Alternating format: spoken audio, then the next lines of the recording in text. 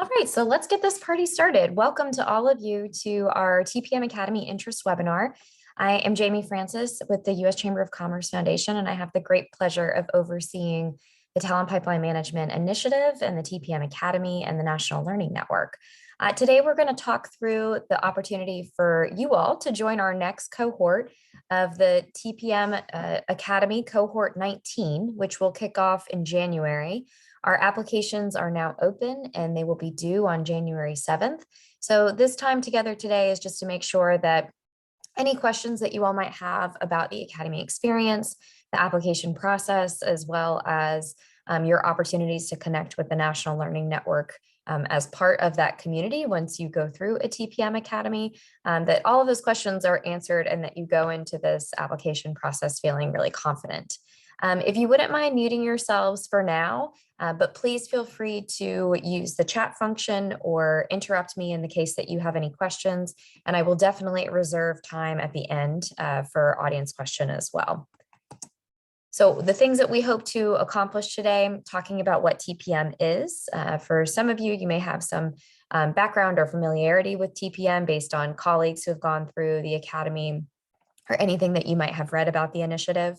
But helping you understand the difference between TPM and the TPM Academy, what this national cohort experience will look like, the application process, and then, as I mentioned, certainly saving time for questions. But starting off with what TPM is, most basically, you can think of TPM as an opportunity for employers to better organize and manage their education and training partnerships. So the key thing about talent pipeline management is that it is built on industry best practices to be an employer-led process for organizing and managing those education and training partnerships. So with that, we put the employer in the end customer role of their talent supply chains. Supply chain management is a concept and a practice that is very familiar to business. It's something that they are comfortable with. So that concept just helps illustrate in their minds what their leadership role is to be able to constantly communicate what are the jobs that are most critical to them and to keep them competitive and be able to grow and expand their business, where those jobs are needed within what period of time and to what quality standards. So that's the type of information that employers have to supply to their suppliers and their manufacturers and their distributors. And while we don't want people thinking that we're making that connection of widgets to students and workers or education and training providers to manufacturers and distributors, those same concepts apply, just in that we are aiming for shared value for all partners. So if employers are better communicators of what their needs are, you can imagine the benefits that unlocks for the student and worker, for the education and training partner. And we hear very commonly from our education and training partners that they are eager to get this information from employers, that they're constantly asking as part of advisory boards or public-private partnerships what employer needs are, and tend to get a lower level of employer engagement than they would like. TPM really helps to unlock a lot of that and demonstrate to employers just how critical it is for them to clearly signal what their needs are. So the visuals that you see in front of you, the first one is making that likening to a supply chain of taking a raw material and adding value every step of the way before it gets to the customer. So if you think about this from the concept of the second visual, we're trying to demonstrate that a student or worker has a learning journey. And as part of that learning journey, we want to make sure that every step along the way is going to be adding value so that they can have that seamless transition to employment, but then also to career advancement opportunities, because TPM is meant to be an end-to-end talent supply chain approach. The third visual we like to use to demonstrate that we recognize that the employer community is not always as clear as they need to be about what those steps along a career pathway are that mean the most to employers, but again, are going to really set that student and worker up for success. We don't want to be sending missed signals that, hey, you need to go through this training program, whereas that's actually not one that is valued by employers. We wouldn't want that student or worker to waste their time, their energy, their financial resources going through programs that are not going to assist them with having those positive career experiences and career advancement experiences. So these three images, I think, just kind of help illustrate what TPM is all about, what we're aiming to do, so that employers can be better communicators. One of the most common questions that we get in TPM is what makes it different from other workforce development initiatives. And admittedly, I will tell you that it usually takes people a little bit of time to really think through what and how TPM is different from public-private partnerships or existing sector strategies that communities are focusing on. And while we don't make this case to say that TPM is the end-all be-all or the silver bullet, we don't make those claims. What I think is really critical here is to think about how TPM can add value to the work that communities are doing, particularly as it relates to talent strategies, because that's really what TPM is focused on. So not only supply chain management, but that certainly serves as kind of the crux of the TPM framework. TPM is built on industry best practices so that as you learn the TPM framework and the approach that we go with, you'll recognize that some of the processes that we encourage are other industry best practices, including Lean Six Sigma and opportunities for continuous improvement. We are very thoughtful when it comes to the data processes that are involved in TPM, because what we're really aiming for is to get more granular and actionable data on your workforce demand so that that can be more clearly communicated to your education and training partners. What helps pique employers' interest a lot of times is that TPM is very much focused on employer return on investment. Why, you might ask? Is that because that common employer engagement challenge that I mentioned on our last slide, that continues to come up, and we want to keep employers engaged at the table.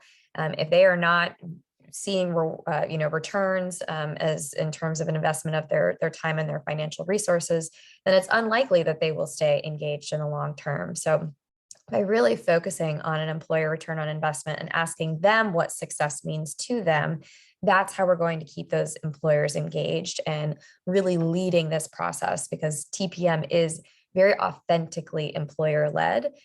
They determine the jobs that they're going to focus on. They determine what their talent challenges are. It's not coming from external parties saying, this is what we want you all to focus on. It's them leading the conversation. And that is a critical, important distinction of talent pipeline management, is that it is very authentically not just demand-driven, but truly employer-led. The framework is meant to meet you where you're at. So as I mentioned, it's not as if TPM has to completely replace existing workforce development initiatives or activities in your communities. It's how can it add value to what you're doing, particularly when it comes to this data component and how that can be used for collective action and decision making. So what is the data telling you? Let that lead to your next steps and the things that are going to provide this very actionable framework for you all to work off of. So anytime that we're collecting data, it's not just collecting data for the sake of collecting data. It's because we're going to use that data coming directly from employers, the most important source where you can get talent information. We're going to use that to make our next decision as we go throughout the process. And this will make a little bit more sense as we walk through the critical questions that TPM aims to answer on the next couple of slides. When it comes to who is involved in TPM, while it is employer-led, it's not employer alone. So we're not suggesting that employers are meant to create every talent development program that would come out of a TPM solution. It's that we're just saying that there is a full spectrum of talent sourcing partners, including community-based organizations and staffing agencies and prison systems and the military. So while community colleges, technical colleges, high schools, and universities play really critical roles as part of the talent supply chain network, we're often having a broader mindset in terms of who those talent sourcing partners are. But at the end of the day, TPM really is about creating shared value. I call it the Triple Crown win, because employers get the talent that they need to fill their most critical jobs. Education and training partners are able to help their students connect to successful employment opportunities and to get that feedback that they've always sought out from employers in terms of what those needs are so that they can help their students accomplish that goal. And then, of course, for the students and workers themselves, we're trying to connect them to the highest value opportunity for them to be able to connect their education and training experience to careers, because we know that that is More often than not, the reason that folks are enrolling in those programs to begin with is because they want to set themselves up for success. And by participating in the TPM framework, we're setting this up in a way in which, yes, we're all making sure that we can achieve our competitiveness goals and be able to get the talent needs that we so desperately need, but we're also accountable to ourselves and to the process so that we're doing this in the highest quality of ways. So what does the framework look like? It's made up of 6 strategies and an orientation, and this is what relates to the way that the TPM framework is taught through the Academy. The first strategy, after we go through a TPM orientation in which we're educating our communities about what TPM is all about, strategy 1 is trying to figure out what that focus of the employer collaborative is going to be. So we're looking to engage employers and say, what's keeping you up at night? So identifying what our focus is the outcome of strategy 1. And strategy 2, we're needing to know what that critical job demand looks like. So what are the job projections for those most critical jobs within the employer's community? And that can be organized by industry sector. Sometimes it's organized across industry sector, but really trying to get a good idea of how many jobs. Once we get to strategy 3, we're starting to connect quality to quantity. So we need to have a really clear understanding of what are the most critical competencies and credentials that are associated with these critical jobs. And apologies, I had a typo here. It's align and communicate hiring requirements. So how are we thinking very thoughtfully about the opportunities to identify some shared language for what our most critical jobs are? What are the skills? What are the tools that people need to be able to do?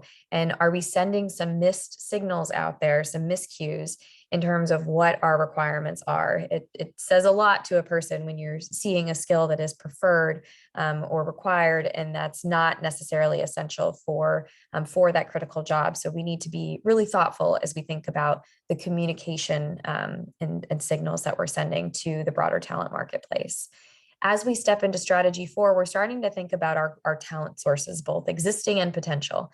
So where do we get our current talent from? Do they have the capacity to meet our needs based on what we discovered in strategy 2? And are there untapped potential talent sources that we would be able to partner with and collaborate with? This is particularly important for our employers that are interested in diversifying their workforce. You've got to take a look at your sourcing partners and decide and determine based on data whether or not they would be able to help you meet your diversification goals. And again, being very intentional and thoughtful about that process. Once we get to strategy 5, we will bring our preferred provider talent partners to the table to start to develop our talent supply chain solutions. And we design those together, the employers and the education and training partners together, because we want to make sure, again, that we're thinking about what equals success, how we're going to be measuring our success, what are the incentives that we're all able to put on the table so that we can work more effectively together, because that, of course, is critically important. Once we go to strategy 6, then we're looking for continuous improvement opportunities, as well as trying to plan for things like natural disasters and pandemics, ways that we can really try to buffer our supply chain our talent supply chain as much as possible. And again, working as a partnership to do that. So let me stop right there to see if there are any questions. I see one question in the chat to see, can we please get the slides emailed to us in a PDF after this presentation? Absolutely, we'll be able to share that with you all, no problem. You'll also receive the recording for this presentation as well, in the case that you need to rewatch it or share it with any colleagues. Are there any other questions that folks want to unmute themselves for or put in the chat? Pat, please go ahead and unmute yourself to ask your question. Yes, thank you. In strategy 5, you mentioned that you would bring in other people from the supply chain, other partners that perhaps you haven't considered that you've recognized based on the earlier strategies. So would they only attend strategy 5, or are they expected to be part of the whole cohort and attend the TPM training? And who should attend the TPM training, I guess is my question. That is a fantastic question. And I will definitely get to that component when I talk about the TPM Academy kind of piece of this. Right now, I'm really speaking specifically to the framework itself, which is what we use to teach in the TPM Academy. So they're almost two separate questions. So the first question in terms of when do other provider partners, other external stakeholders beyond the employers start to really engage in TPM, that does happen at the latter end of the process. So when we're talking about strategies 1 through 4, this is work that is really led by the employer community, usually through a business-facing intermediary, whether that be a chamber of commerce or an industry association or an economic development organization. Once they collect that really rich data, it's going to make them such better communicators and more effective partners if they're able to arm themselves with that information as they go into the co-development process of the supply chain solutions. So 1 through 4 really is the employers getting together, not because we're trying to, do things behind a black veil, but we're trying to get the employers on the same page so that they can have that more effective partnership with their education and training partners in the implementation phases of strategies 5 and 6. When we get to this kind of concept of the TPM Academy and how people are learning, very in depth about each of these strategies and who needs to be involved there, we'll talk a little bit about, who needs to know how the sausage is made and who really needs to just be a part of the process, leading the process in the sense of collecting their information and participating in conversations and making those critical decisions to take action on. But that's kind of a separate component. So right now we're learning the framework, and then we're going to get into the academy component. I hope that makes sense. Thank you. It does. Great. Any other questions at this time before we kind of get more so into a little bit of history about TPM and the academy? Okay, well, I won't read through all of this by any means, but just to give you a brief overview in terms of TPM's history, this really started off as kind of a theoretical white paper, and said, we think that this is a different way to organize employers in terms of their partnerships with education and training partners and really trying to help them strategize on their most critical talent challenges. And with that, we were able to stand up a pilot of 7 business-facing organizations who were interested in kind of testing that theory and taking it to action. And the number one piece of feedback from those folks was that, hey, you need a lot more folks doing this because we do find this to be dramatically different from our previous approaches. How can we, continue to learn from one another in a broader group of practitioners all across the country and really all across the world? So that's when we launched the TPM Academy. As I had mentioned, this is now the 19th cohort that we're putting on, and these all look a little bit different. Some are hosted specifically in states. For instance, we're doing an academy with the state of Tennessee right now. Others are what we would consider to be national cohorts, which is what cohort 19 will be, in which we have partners from all across the country, usually coming as kind of a team from their state. Or from their region so that they can be very thoughtful and intentional in their TPM implementation. But no matter what type of academy you participate in, whether it's in person or virtual or hybrid, we aim to connect you with the TPM National Learning Network at large. And that's anybody who goes through a TPM Academy. So we're now about 500 people strong, representing mostly, again, business-facing organizations like chambers of commerce, industry associations, economic development organizations. But we almost always have some great education and training partners who want to know more thoroughly about the TPM process, as well as some champion employers who want that deeper level of understanding about really what TPM is all about. But it's through these practitioners that we're able to continue to improve the framework and take people's firsthand implementation experiences and kind of bake them into the framework, because we're constantly learning, here are the challenges that people are presented with when they get to this strategy, or here are the major opportunities for success as you get to this strategy. Let's constantly feed that information back to the network so that people can be more effective and productive with their TPM implementation as they return to their communities after going through the academy experience. So we've been able to add many new resources over the years, including a real focus on, upskilling existing workers, opportunity populations, career and technical education partnerships with the employer community. So there's lots of growth in the TPM world, and we just continue to find ways to leverage the framework in new and exciting ways. The biggest thing for us this past year has been the development of our TPM CoLab, which is an online learning platform that will be available for public launch in October of next year. But these are just, again, an amazing resource and way for this existing National Learning Network community, as well as our future network, to connect with one another, learn from one another, and for you all to constantly kind of fuel yourselves with the TPM information to assist in your implementation in your communities. So we've learned about the framework. So how does that connect to the TPM Academy? So as I mentioned, that framework, those 6 strategies in the orientation, make up a really rich 298-page curriculum that we use to teach in the TPM Academy. And this is learning through cohorts that we use the signature curriculum to walk you through and facilitate the theoretical application of TPM, but also embedding and infusing experience from our existing practitioners into that facilitation. So we find it to hopefully be a little bit more engaging than just reading that 298-page curriculum on your own.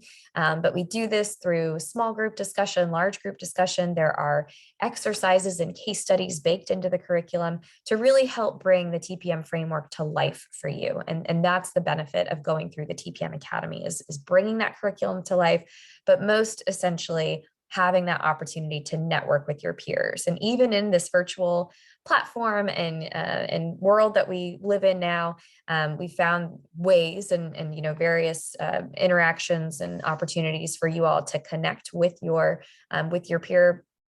peers, members of your cohort, as well as the broader National Learning Network.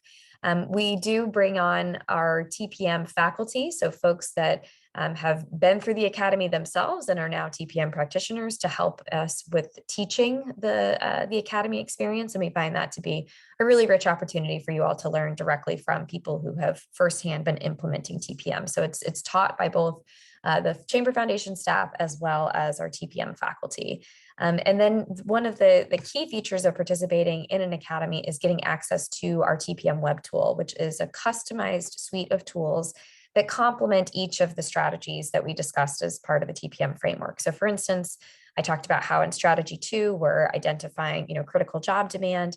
We have tools set up in our web tool for you all to be able to gather that information from employers, aggregate it in a way that protects their proprietary information, but uses that information for the collaborative as a whole to determine what are the best next steps. And while that might sound like data that is easily available, what we talk through as part of the curriculum is really how to collect that data in a very specific and intentional way so that you're getting the highest quality of data that provides a deeper level of richness that's really going to help fuel the collaborative's actions moving forward. So the web tool is only available to those who go through the academy experience.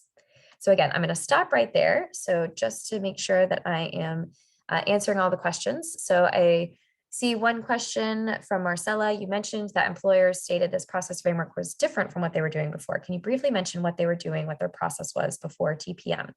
So that looks very different, Marcella, in each community, right? In that we recognize that not one community is one community is one community. It's the same thing that I say about chambers, is that all communities are different. Whether it's that employers are participating in advisory boards that are hosted by education and training partners, or they are part of a public-private partnership in which it's all stakeholders at the table talking through the community's challenges. The thing about TPM, very critically, is that we are talking about an employer-led process by which all of this data collection component is really done just as a group of employers, and then they bring that information to their preferred provider partners to then co-develop talent supply chain solutions together. But we find that there is a difference when you allow for that really almost safe space for employers to come together and to organize their thinking and to get on the same page before inviting those partners back to the table. We find it to be more effective. We find it to be more intentional. We find it to increase employer engagement. So it really goes beyond what we have seen for a lot of communities' public-private partnerships. Again, that's not to say that all public-private partnerships are, focused on broader community efforts. TPM is very specific to talent challenges, talent efforts, and getting employers to play this enhanced leadership role is critically different. So that's what we hear from a lot of folks is hey, we've been participating from employers, that is, we've been participating in these conversations for years and our needs are still not being met. And sometimes, again, that's because they haven't been clear communicators. TPM provides a framework for them to get organized and to really be able to supply that information that's so critical and to get employers more involved as part of the process. It's a guidebook, it's a framework, it is a process, a methodology, so that they're not just taking part in conversations, they are actually taking action that leads to improved talent supply chains to meet their needs, to meet education and training partner needs, and to meet the needs of students and workers, most importantly. So I hope that that helps, but I'm more than happy to go on that. I also got a question if we will get all the presentation slides after the presentation. Absolutely, I'm happy to provide that information, Soma. So I will send that out to everybody following the conclusion of the webinar today. Any other questions that folks want to unmute themselves or put in the chat? All right, then I will continue on. So very specifically for cohort 19, what is this going to look like? Our first meeting will be on January 27th. So I'll talk about the application timeline and how that matches up. But these are the dates that we will be hosting Academy trainings. We would like to aim to host one in-person training. So right now the website says that we're hoping to do February 15th and 16th and June 6th in person. I think that we decided yesterday that if we're not alerting people that they're going to participate in the Academy training until January 14th, that February might be a quick turnaround for people to have to schedule travel and certainly, reserve hotels. It could end up being costly because it's kind of a narrow window.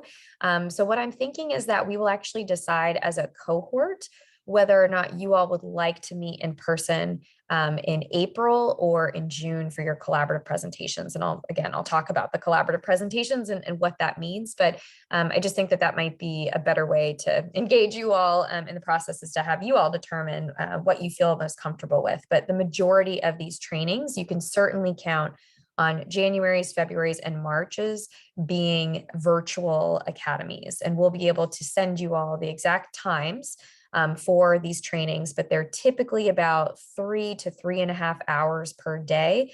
If we have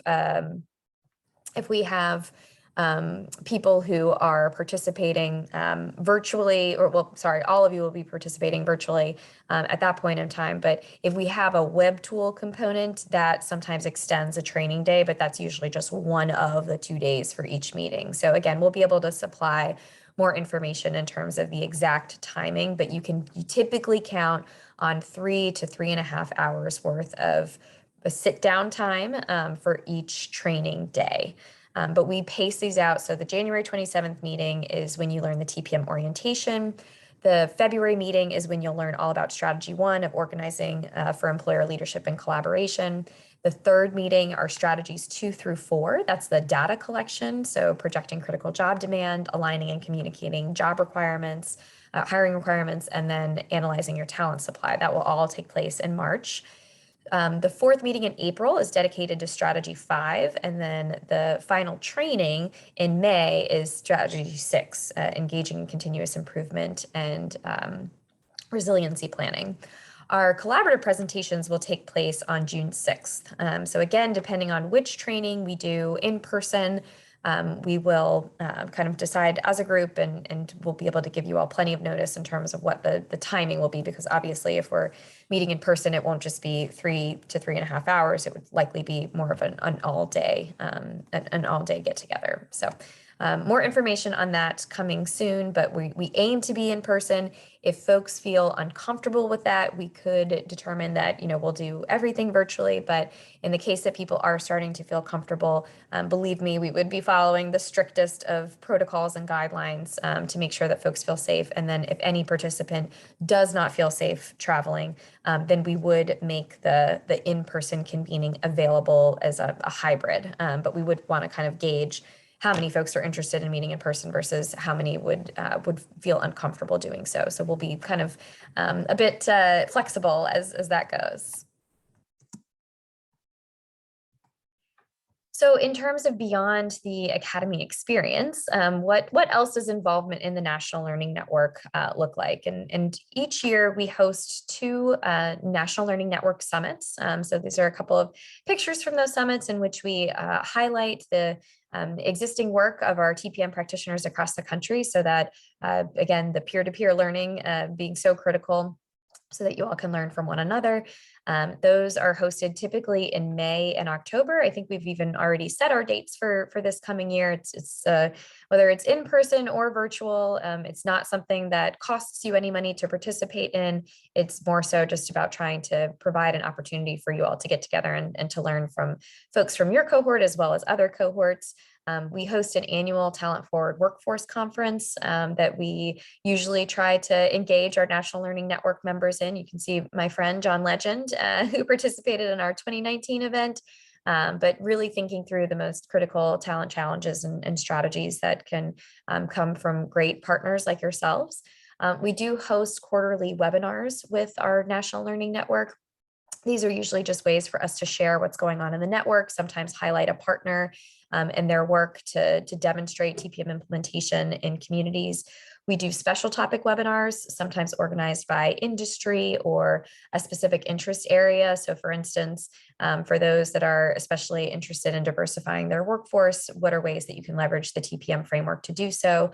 We also host workshops, ways for folks to get together and strategize with one another. Again, how do we use the TPM framework for the purposes of our healthcare collaboratives that are happening across the country? Let's think through and strategize with one another how to do so and learn. Constant learning, that's for sure. There are also other opportunities to engage in TPM. So as we develop new resources, we're usually bringing together a review committee. I've got one right now. We're doing some special academies to focus on community colleges and opportunities to partner more effectively with them as talent sourcing partners. So I've put together a review committee made up of TPM Academy graduates. And then eventually, trying to attain the status of a TPM faculty or fellow. Our fellows are our highest level of leadership within the TPM network. So folks who are really engaged. And so just to show that there are many opportunities and ways to engage with the network overall beyond just your academy experience. So in terms of who, I had gotten that question from Pat earlier, who is it that typically participates in the training? I would say usually about 50% or more of each cohort is made up of business-facing organizations, those that are going to convene employers to implement TPM in their communities. So who will facilitate those conversations? It's usually a trusted entity for businesses and employers. So that might be a state or local chamber, business or industry association, or economic development agency. But as I mentioned, we also get business leaders who want to kind of know how the sausage is made. They want a deeper level understanding if they're going to engage in TPM or become a TPM employer champion. Then they are eager to go through the process. And then we also typically do have some education training and service providers. Every now and then, again, we get some folks from state government or state agencies that want to be good, supportive partners to those business-facing organizations who are eager to participate as well. So there's a little mix of everybody in each cohort, but for the most part, we're finding that it's those who plan to convene employers to implement TPM in their communities that will go through the academy itself. In terms of what is necessary for you all to participate and successfully complete your academy process, we look for folks to attend all trainings. So make sure that those dates are available to you and to be fully present.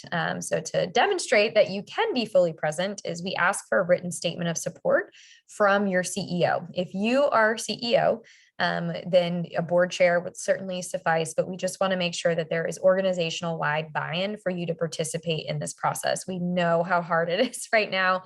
For the past 2 years, it's been difficult, and we try to keep things entertaining and fun so that this is an engaging learning experience that gives you great value. But we want folks to be present because, your success is our success, and we try to set people up for success as much as possible. And if you're not able to fully participate in this academy training, then we just fear that you won't get the value out of it. So it's very important to us that that you truly understand what this looks like, and that's why we do these interest webinars, so that we can be fully transparent about what the training experience is in terms of understanding what TPM is meant to do and how it can help your community. But if you have any questions about that, by all means, please let us know. The tuition is $2,500 for participation in this academy. In the case that you need a payment plan, that is something that we would be able to talk with you about.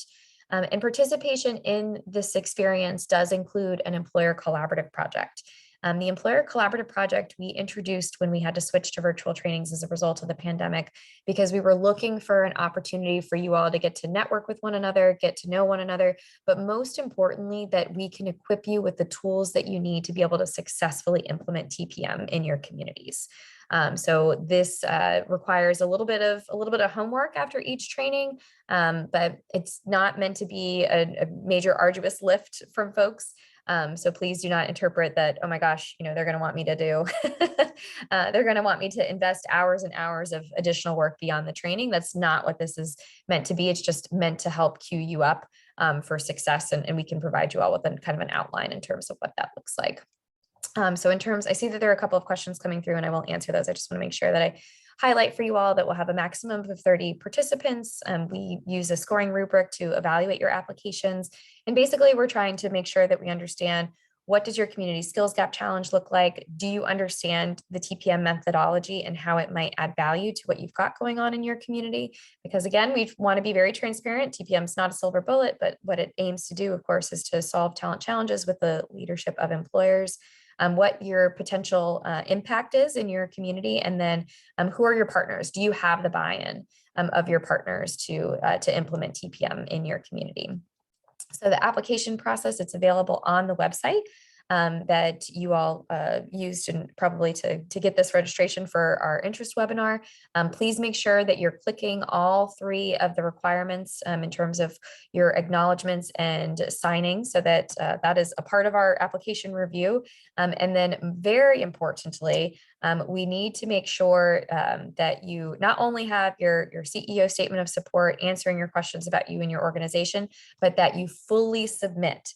You should receive a confirmation email with your responses. If you do not, please get in touch with us. Please go back to the site and make sure that you hit that submit button, because we have had many people in the past tell us that they've submitted and we don't receive their application. So if you receive an email confirmation, then you're good.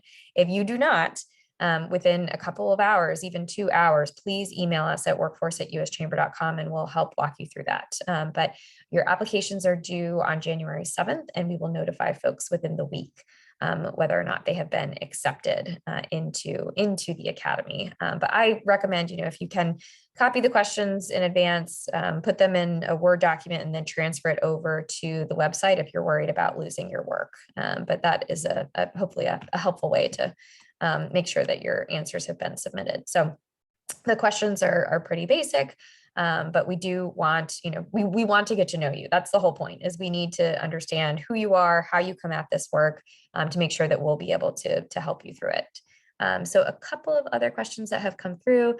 How many people are accepted to each cohort? We usually try to cap it at 30. Every now and then we'll go a little bit above 30, but no more than 35, just to make sure that we're able to offer the technical assistance that's needed over the course of the academy. Does it have to be your CEO versus chief administrative officer or something?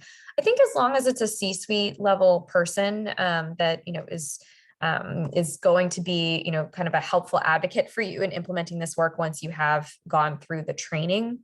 That's part of it, right? And that TPM really is about getting organizational wide buy-in as well as community buy-in. So we want to make sure that there's leadership that acknowledges like what TPM is and your participation, so that in the case that you have, I don't know, if there's something that comes up and they're like, oh, we really need you to ditch all of your trainings, you can show them that letter of support to be like, you really wanted me to go through this and I wanted to go through it too. So I think as long as it's a C-suite level person, that's perfectly fine. Has there been project led by educational institutions? Great question, Gary. There have been in a couple of rare instances, particularly on like the non-credit side of community colleges or educational institutions. in which folks will oversee a TPM collaborative.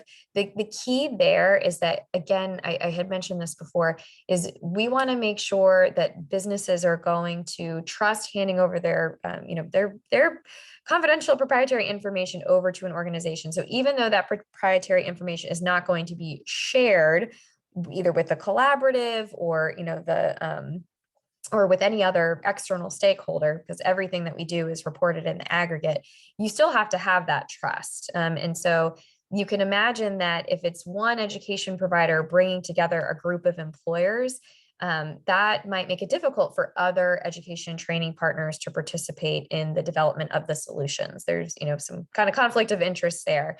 So I don't often find that it's the education institution that's bringing together the collaborative. However, what I will say is that for many of our educational institutions that have gone through the academy training, they feel so much more confident in their partnerships with employers as a result of going through the training, because they feel like, I can ask better questions. I can, be a more effective partner to them and hopefully get more effectiveness out of them for my purposes and for my students' purposes.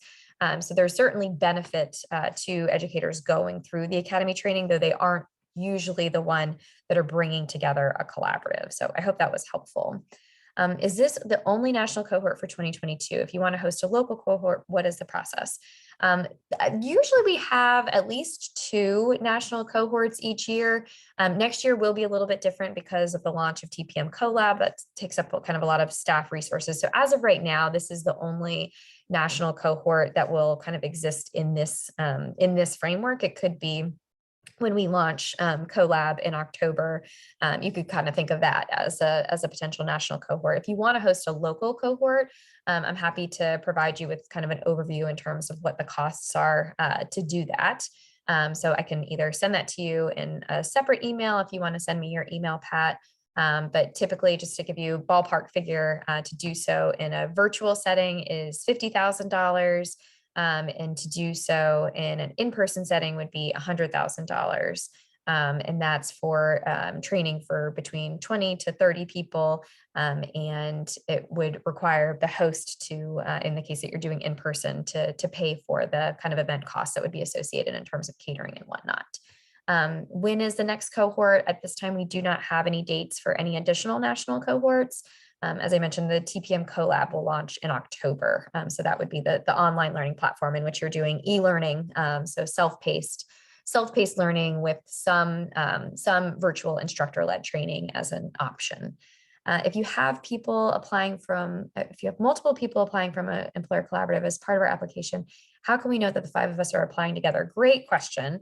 As long as you can really include that anywhere in your application in terms of when you're setting up your community's workforce challenges and skills gap challenges, you can kind of make note that there's a community that is coming together. And I love that approach just because I think that it really helps with sustainability and implementation in your community. If you've got multiple people that are participating, whether that be having representation from your chamber and your economic development organization, and maybe somebody from a workforce agency or a workforce board and an employer and an educator. Like, I just think that can, be a great recipe for success because you've got like this team mentality, but you can really kind of demonstrate what that looks like in any of those questions in your application. What is the difference between the national cohort and the new CoLab? So CoLab is our online learning platform in which we will have 2 learning options. We will have folks who can go through a self-paced e-learning experience. So taking the content that exists in the TPM curriculum, and it's an interactive experience. So you're kind of reading through the content, and then maybe you listen to a video, and then you take a quiz to make sure that you've learned what has been included in that particular unit. But it's all at your own pace. You're doing it in your own time. And then some of those learners will do a virtual instructor-led training in which they're doing all that e-learning content on their own, and they're getting together with a cohort just for exercises. This is not currently available. It will not be available until October of next year. We're currently in a very long but exciting development process with TPM CoLab. So that is all happening as we speak. And we will do a soft pilot of that early in the year, but then go to full implementation and execution in October of next year. So CoLab is not currently available, but I do like to mention it to let folks know that that it is coming, that it will be a great opportunity for us to expand access because demand for TPM academies is really high. So that's something that is on its way. The national cohort, or really any cohort experience that we've had to date and that we will continue to host up until CoLab's launch, but then even once CoLab has launched, is we will continue to offer these academies that, things are happening in real time. It's not self-paced. We have, specific training dates. You're going through all of the facilitation with a person versus doing the majority of the content on your own. So those are some of the key differences. We don't yet know the cost for CoLab. We're actually launching a survey right now today to try to determine what are the appropriate costs for TPM CoLab, but it will likely be quite similar to what the existing academies cost. So not sure yet, but within the ballpark of what our existing academies cost. Are there any other questions? Because that is you've all asked some wonderful questions. I hope that was helpful.